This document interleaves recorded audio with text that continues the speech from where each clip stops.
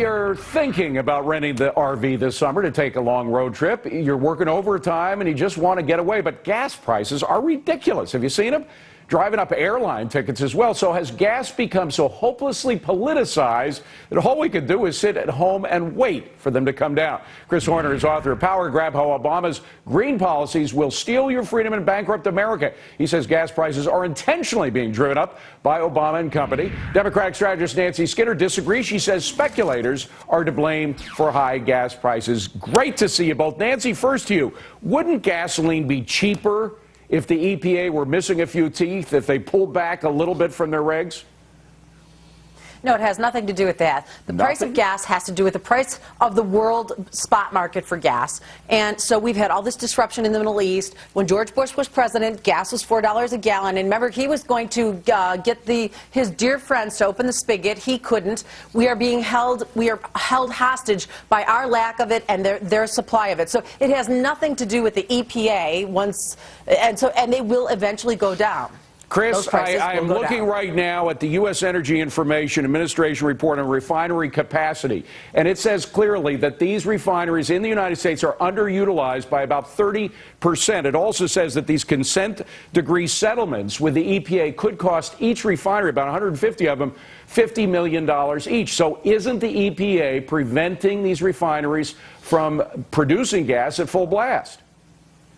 Well, they're certainly making it more expensive. High crude prices do depress demand somewhat. They also make it more expensive for the refiners. But the EPA regs, the inconsistent fuel requirements, these 18 flavors of moonshine that EPA requires, but requiring shutting down, idling, flushing of systems.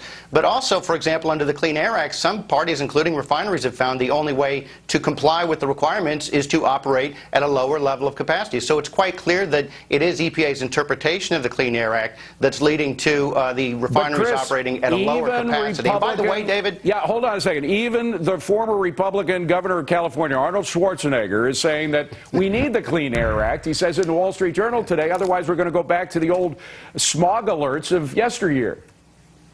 No, actually, air pollution in the United States, in the Northeast and the Midwest, where it was populated, peaked in the 1920s. Air pollution was declining in the United States for decades before the Clean Air Act, before EPA. It will continue to do so. Yeah, you can't deny. Okay, you're on record saying that, Nancy. How embarrassing. And so you can't deny facts. And so EPA, yes, is for the reasons I just stated, which are the reasons what the people in the industry will tell you increase prices. But look, gas is refined in America. 90-something% of the gas we use is refined here. So it's not a global spot price for gasoline that drives U.S. gas prices. Okay. Gas price spot market here is driven by uncertainty, which is driven by this administration. But Nancy, go ahead and talk about the Clean Air Act, because you do have Schwarzenegger coming out in favor of it today. What do you think?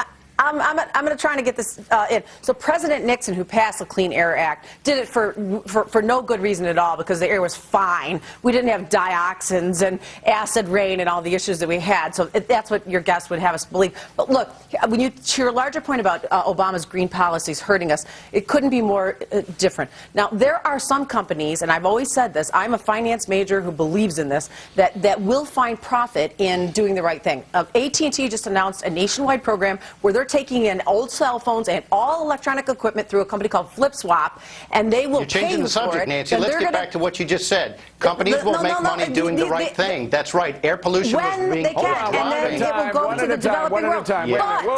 Wait. Finish up quickly, Nancy, and then back to Chris. Changing the subject. So companies will do that when they can, but by and large, it takes some sort of incentive, some sort of government program that says, here's what the goal is. We need to be 50% more efficient. We need new, compact fluorescent light bulbs. We need to electrify our vehicles. Hold on a second. Guys, hold on. Because what I see happen is that government incentivizes companies to do things even if they are not profitable. And look at ethanol as a prime example of that, Chris.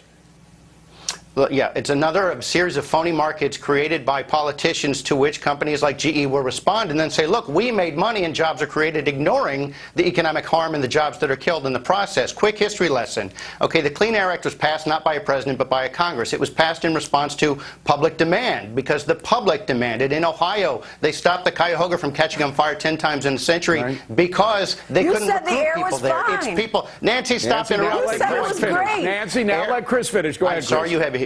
It must be all this clean air that's harming your hearing. Air pollution has continued dropping for decades before the Clean Air Act and will continue to drop. It didn't drop because of the Clean Air. So many provisions of it did help, but stop saying that wealthy countries clean up because of and only because of laws, and then out of the other side of your mouth say companies will make money doing the right thing. Wealthy societies with healthy economies place a higher economic value on environmental protection. That's what we see here. That's what we'll continue to see here. And Obama harming the economy with this statism and ideologically using the environment as a way to fundamentally transform America does not help the environment. And Nancy, it's the first thing to go when people get hurt where you economically. have government subsidizing economic activity doesn't work. We've seen it not work with ethanol, right? We've seen it not work in other countries. It depends on what like the activity Soviet Union, is, for David. example. Go ahead.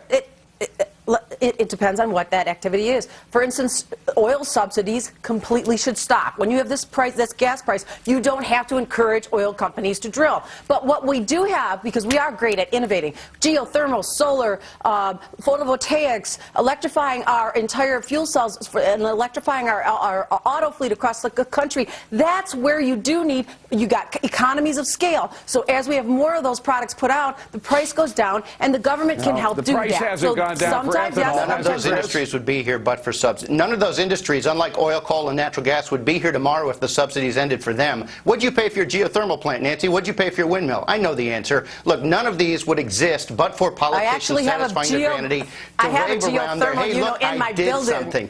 And they said, look, I did something. What will the temperature be after you use it? This is not about the environment. By the way, issue's not Nancy, the issue. you know It so rarely is for our friends on the left. Nissan Leafs were sold in the United States in the month of January and February? No, I don't. I don't know how many Chevy Cruises were. 87 cars in all of the United States in February, and 67 and Ford in January. Fusions, because they're Nissans at Japan, and they had a hurricane. We have sold lots of American cars, and the American people don't want it. But we got to leave it at that, gang. Thank you for the debate. Despite robbing the middle class. I appreciate having you both on.